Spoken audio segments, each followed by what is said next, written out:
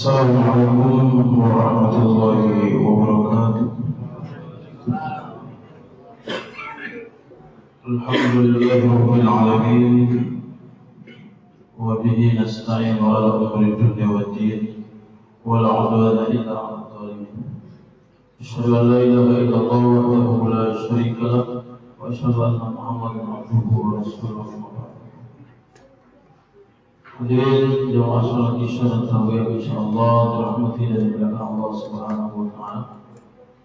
Puji syukur kehadirat Allah Subhanahu wa taala karena alhamdulillah tsumma alhamdulillah. Nikmat yang mana lagi yang tidak mampu kita syukuri, maka berusaha semaksimal mungkin atas nikmat yang Allah berikan kepada kita tidak salah.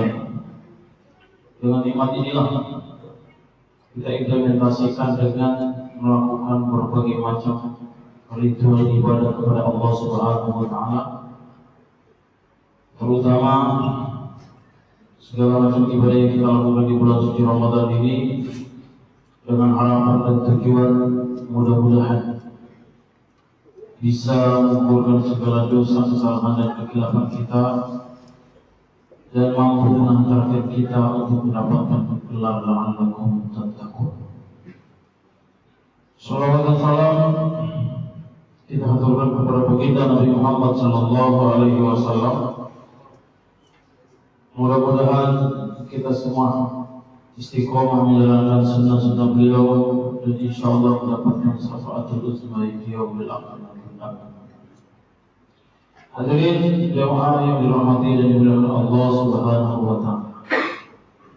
Tanpa terasa malam ini adalah malam yang ke-7 di bulan suci Ramadan ini. Mudah-mudahan segala amal ibadah yang kita lakukan, yang sudah kita lakukan, yang sedang kita lakukan dan yang akan kita lakukan bisa diterima oleh Allah Subhanahu wa taala, dilipat gandakan pahala terbaik untuk kita semua dan mampu mengantarkan kita untuk menuju surga Allah Subhanahu wa taala. Amin ya rabbal alamin. Hadirin, puasa bukan hanya mengajarkan kita untuk mengabdi kepada Allah Subhanahu wa taala. Puasa bukan hanya mengajarkan kita untuk melaksanakan perintah dan kewajiban dari Allah Subhanahu wa taala.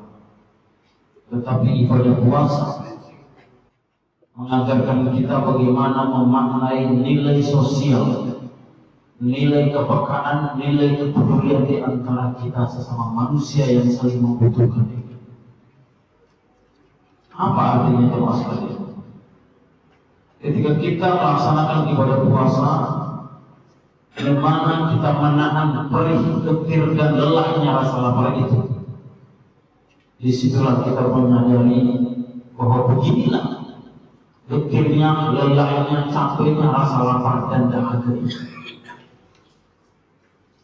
Kita diperintahkan berpuasa menahan rasa lapar itu dalam jangka 1 tahun, 1 bulan penuh lamanya Allah memerintahkan kita. Tetapi setelah selesai bulan suci Ramadan, begitu banyak orang yang kelaparan, begitu banyak orang yang kehausan di luar sana. Dan di bulan ini kita dilatih untuk membangkitkan ghairah, rasa kepedulian, rasa perhatian, rasa kepekaan terhadap sesama manusia yang saling membutuhkan. Bukankah Islam mengajarkan kita untuk saling memberi, saling membantu, saling tolong-menolong di antara kita? Bahwa Allah Subhanahu wa taala seringkali menegaskan di dalam kalimat yang indah di dalam Al-Qur'an, wa aqimis sholata wa atuz zakata. Dirikanlah sholat dan tunaikan zakat. Artinya apa jemaah sekalian? Hablum min Allah dan hablum minan nas itu harus seiringan, harus berkesinambungan, tidak boleh dipisahkan antara hubungan kita kepada Allah Subhanahu wa taala dan hubungan kepada sesama manusia. Hari ini dan malam ini tubuh kita, jasad kita di dalam rumahnya Allah ini, di masjid ini, kita melaksanakan ibadah sholat tarawih dan sebagainya. Perintah kita melaksanakan sholat, Allah cuma memerintahkan dirikanlah sholat. Sholat itu Allah perintahkan untuk kita mendirikan sholat. Tapi menegakkan sholat itu di mana jamaah sekalian? Menegakkan sholat itu keluar dari rumahnya Allah ini. Dimanapun kita berada, kemanapun kaki ini melangkah, disitulah kita tegakkan namanya urgensi sholat itu. Disitulah baru kelihatan inna sholata tanha 'anil fahsya'i wal munkar. Disitulah baru kelihatan bagaimana kita berhubungan sosial kepada sesama manusia. Jangan sekali-kali pernah bangga sholat kita, puasa kita, zikir kita, baca Quran kita, tetapi hati kita ini masih rasa dendam, iri hati, hasad, dengki, ghibah, namimah dan lain sebagainya. Kita selalu bangga hubungan kita kepada Allah Subhanahu wa Ta'ala, tetapi lisan kita, mulut kita ini selalu memuji, memfitnah orang lain. Jangan sampai kita jamaah sekalian, ibadah yang sekian banyak dan sekian lelah kita melaksanakan ibadah di bulan Ramadan ini, jangan sampai kita dikategorikan sebagai orang yang muflis, orang yang bangkrut. Di mana kita selalu bangga dengan ibadah kita, tetapi hubungan sama manusia nol bisa sama sekali. Hadirin yang dimuliakan Allah Subhanahu wa Ta'ala, inilah urgensi puasa sebenarnya. Maka dari itu, setelah selesai bulan suci Ramadan itu, dan bahkan kapan pun itu, bantulah, tebarkanlah kebaikan kepada sesama. Bukakanlah tangan ini selebar-lebarnya. Ketika Allah mengamanahi kamu dengan kelebihan, baik itu kelebihan harta, jabatan, kedudukan dan pangkat dan sebagainya, mudahkanlah urusan orang, maka Allah akan memudahkan urusan. Sekali lagi saya ingatkan, mudahkanlah urusan orang, maka Allah akan memudahkan urusan kita. Tebarkanlah kebaikan di muka bumi ini, maka insya Allah pintu langit akan terbuka lebar-lebar. Pintu keberkahan, pintu kemudahan Allah akan menolong. Hadirin yang dimuliakan Allah Subhanahu wa Ta'ala, terakhir sebagai bukti, Abdurrahman bin Auf adalah salah satu sahabat Nabi yang paling kaya jamaah sekalian. Kekayaan beliau itu tidak tahu. Bahkan berbagai macam sejarah diungkapkan bahwa Abdurrahman bin Auf itu dalam jangka satu hari saja bisa membebaskan 30 hamba sahaya. Dahsyat kekayaan beliau itu jemaah sekalian. Tetapi semakin hari semakin kaya beliau. Dan suatu saat beliau itu saja, ya Allah, jangan sampai kekayaan saya ini tidak mampu mengantarkan saya ke surga, ya Allah. Jangan sampai kekayaanku ini mempersulit jalanku untuk menggapai surga, ya Allah. Sehingga beliau bernazar dan berazam ingin menghabiskan hartanya, bahkan beliau ingin miskin total. Itu cita-cita beliau. Setelah itu apa yang terjadi? Suatu ketika selesai perang Uhud, para sahabat itu barang dagangannya itu tidak laku semua jemaah sekalian. Termasuk kurma-kurma yang tidak terjual, akhirnya kurma itu menjadi busuk jemaah sekalian. Nah, disitulah Abdurrahman bin Auf mengambil peluang untuk menghabiskan semua hartanya dengan cara apa? Memborong semua kurma-kurma busuk yang tidak terjual itu. Dengan arti bahwa beliau ini miskin, beliau ingin menghabiskan semua hartanya. Itu sekelas Abdurrahman bin Auf yang asal. Abdurrahman bin Auf ingin miskin. Kalau kita seperti apa?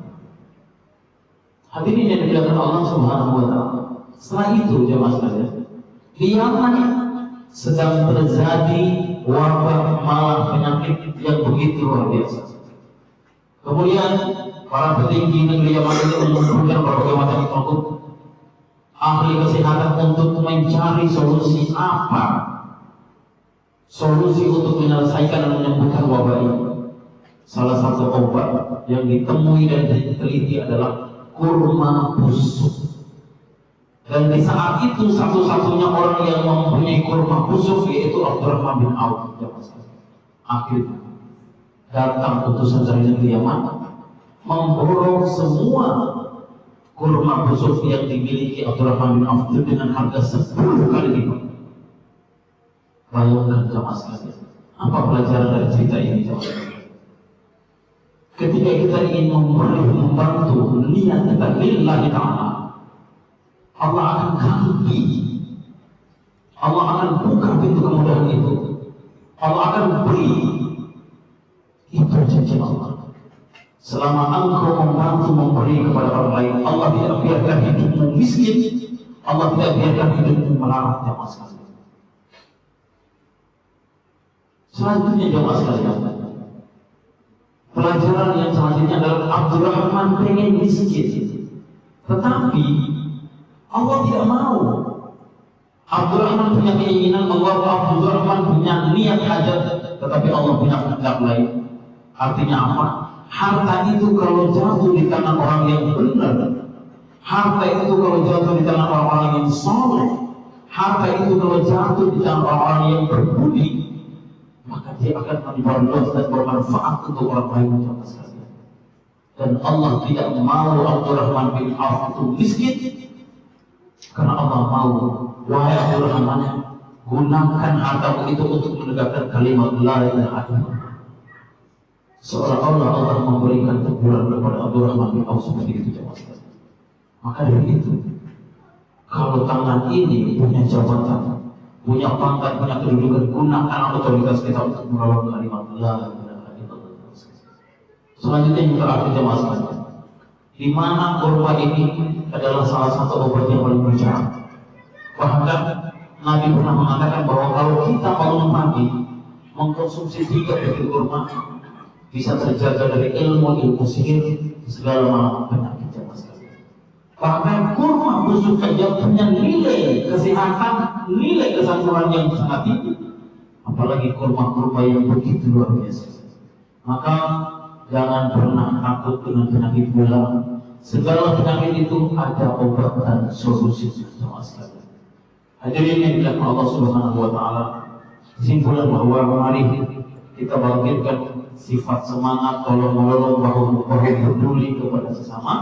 Mudah-mudahan kita dilatih untuk menahan rasa lapar dan haus di bulan Ramadan ini.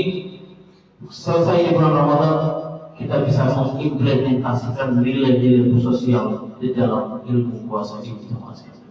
Lebih kurangnya mohon dimaafkan. Wabillahi taufiq wal hidayah. Assalamualaikum warahmatullahi wabarakatuh.